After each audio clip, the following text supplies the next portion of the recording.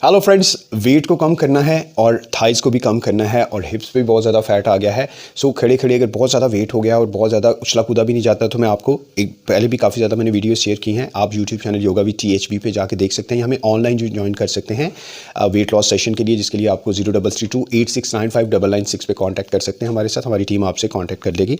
आप इस तरीके से अपने दोनों पाँव को यहाँ पे इस तरीके से रखते हुए, बड़ा ही सिंपल, यहाँ से अपने दोनों हाथों को यहाँ पे ले जाते हुए इसको उठाइए। 1 2 3। आप खुद भी थोड़ा सा नीचे झुकिए ताकि आपका पेट जो है वो क्रंच करे, और यहाँ पे जब आएंगे तो यहाँ से थाइस और यहाँ पे भी आपको फैक्ट आना शुरू हो जाएगा। आप इसके 25/4 कर सकते हैं, 25/5 कर सकते हैं, यानी 100 टाइम आपने इसको परफॉर्म करना है। और आप देखिएगा कि आपका ये जो नीचे लटका हुआ पेट है या थाइस के ऊपर फैट के ऊपर जो यहाँ पे जो फैट है वो आहिस्ता आहिस्ता टोन होना शुरू हो जाएगा। और फिर जो ही इसके अलावा और बहुत ज़्यादा वीडियोज़ को भी साथ साथ देखते हुए उनको भी आप अपने वेट के ऊपर काम कर सकते हो। Thank you. और बाकी लोगों तक इन्फॉर्मेशन ज़रूर